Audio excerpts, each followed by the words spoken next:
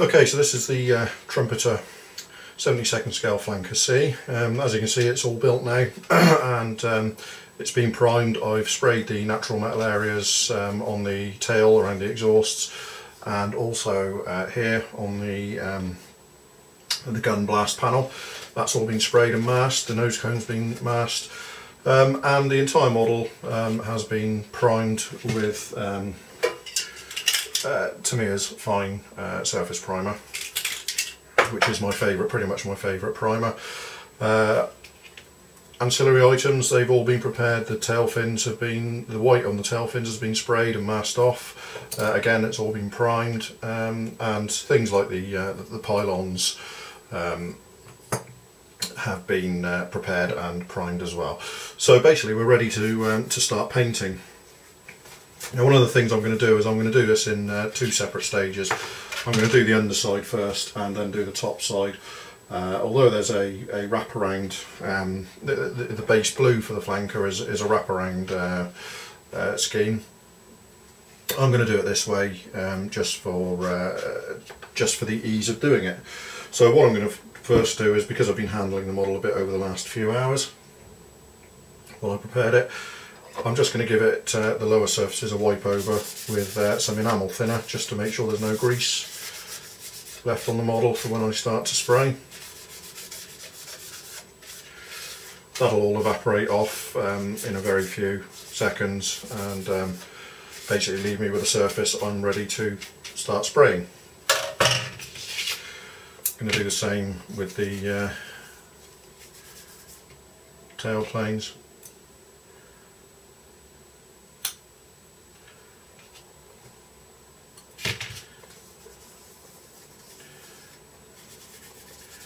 Like so, and just give them a put them in some clamps, and there we go. We're more or less ready to go now.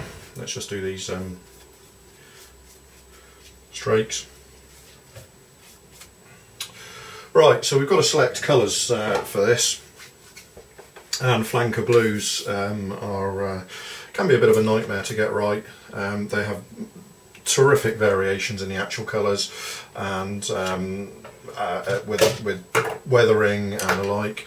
So although there are paints available which are supposed to represent the flanker blues and greys, I've never really liked the shades they represent, and I've always searched for my own. So I was looking around for the base colour for this model, and what I've decided to do in the end was Guns Mr-Colour 314, which is 35622. That's the underside colour for things like Israeli Phantoms and Skyhawks and stuff like that.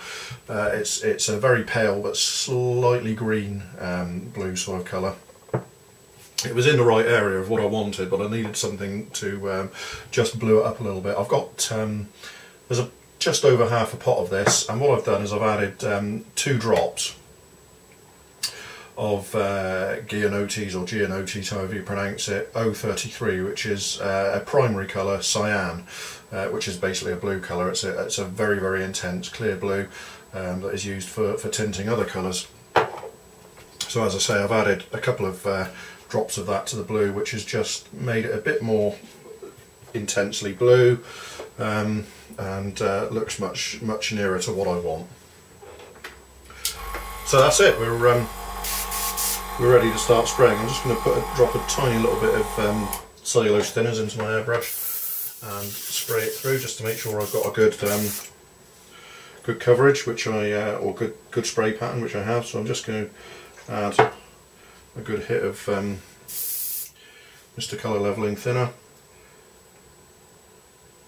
and fill the airbrush up and give it a mix with a brush. Now this is almost full, so what I'm doing is I'm looking for one of my, that's it, that's the cap for my airbrush, just so I don't spill any while I'm spraying. So yeah, I've immediately got a good spray pattern, so I'm just going to see how this goes over.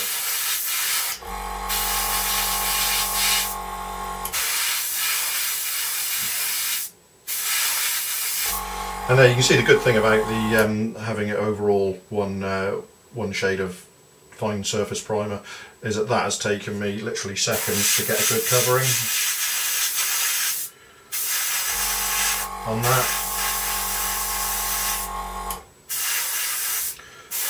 I do hope you can see that, but those are done now. There will be some weathering to be done to them shortly. But overall, the coverage is really good, so I can basically just set about spraying things like all the minor items.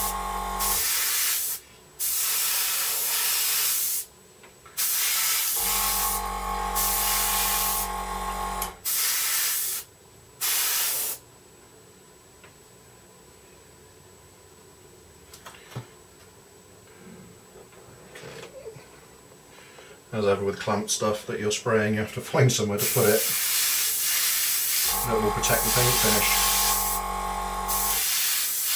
while it dries.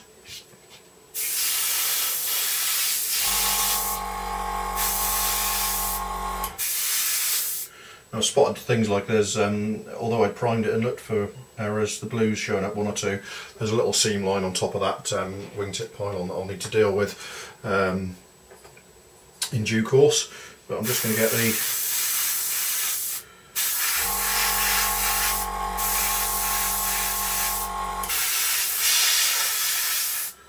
wing and fuselage pylons sprayed now.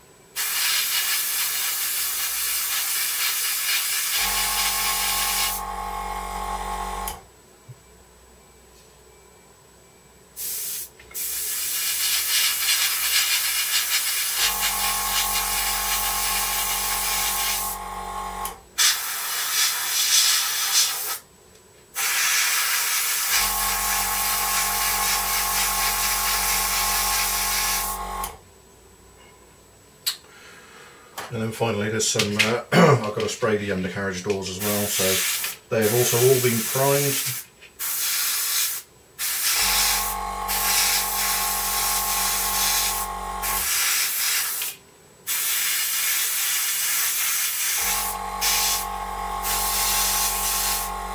In fact, they've been primed and the undersides have already been sprayed red, as you can see.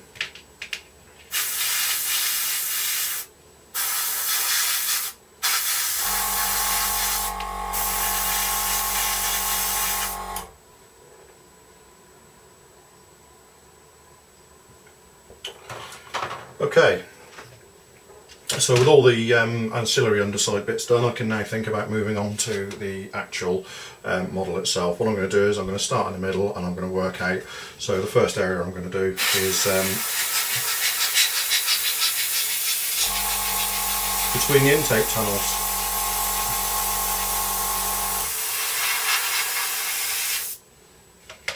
I'm not flooding it, it's going on quite wet, but I'm not actually flooding the paint on.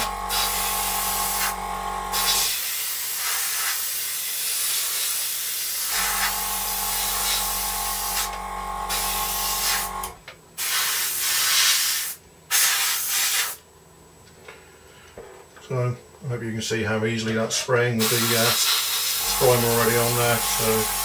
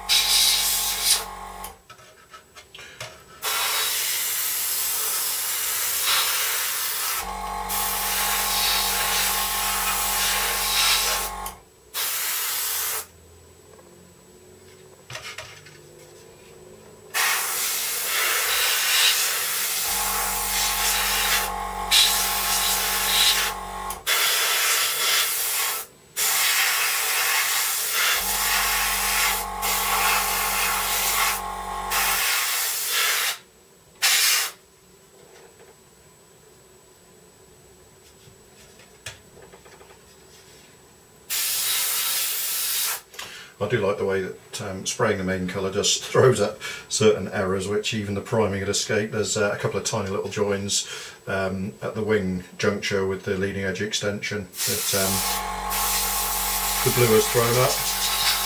It's one of the advantages of doing this in two separate stages, is that I can deal with those joints and then touch it up afterwards. There's also a little bit on the air intake here that I'm noticing.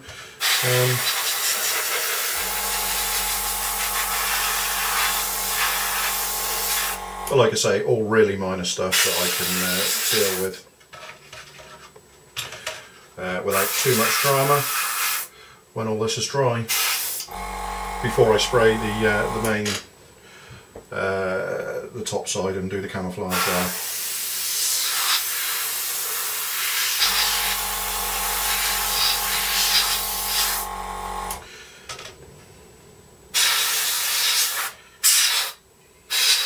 Yeah, it's one or two minor issues with the intake here that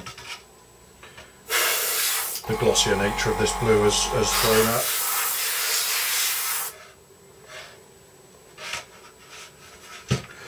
But nothing that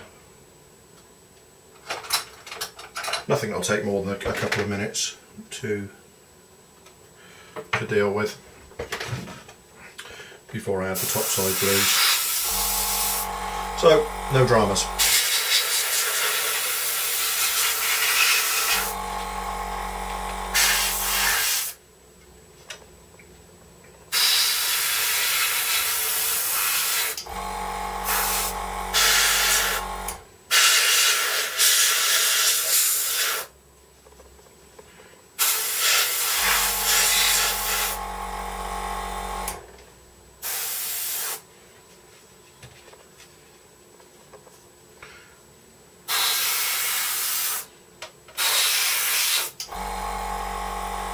So you can probably see, I hope, how well that is basically covering on this. So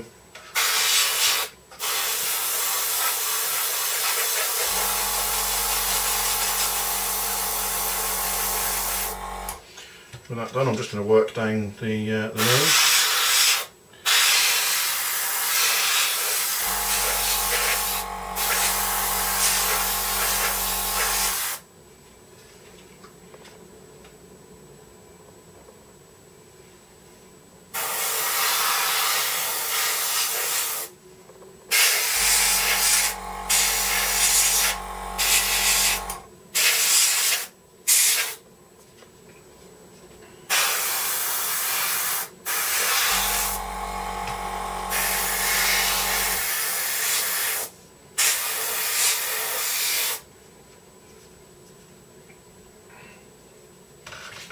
And check how much paint I've used. In fact, less than I'd expected to have used, so we're good to go for doing the wings. So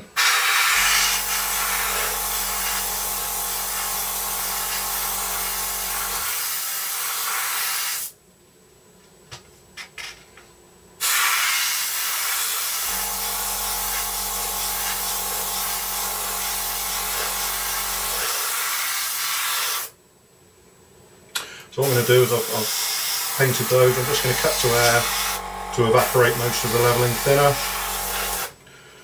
Okay, and then with that done, I can give another coat in the opposite direction.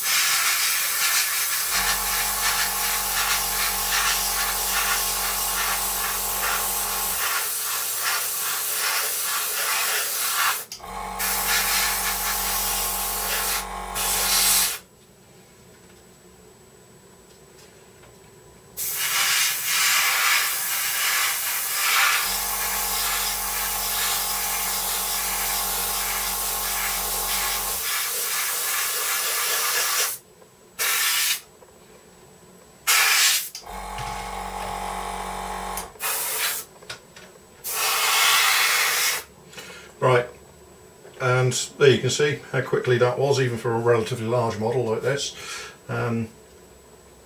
That's the underside painted. What I'm going to do is I'm going to leave that for a short while to allow that to dry. there's a couple of tiny little areas that need touching up, which I will do.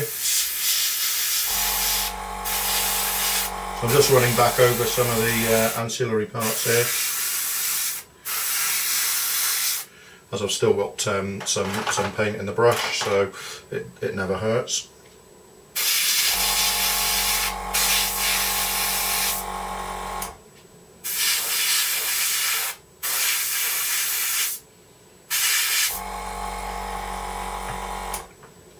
So I'm just going to check.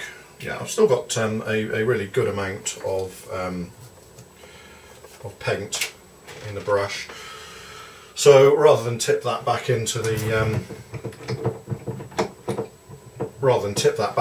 pot, only to remix some more later on, what I'm going to do is I'm going to clean off and spray the vertical tail fins as well. I've got paint in the brush. They are ready to be painted, so I may as well paint them.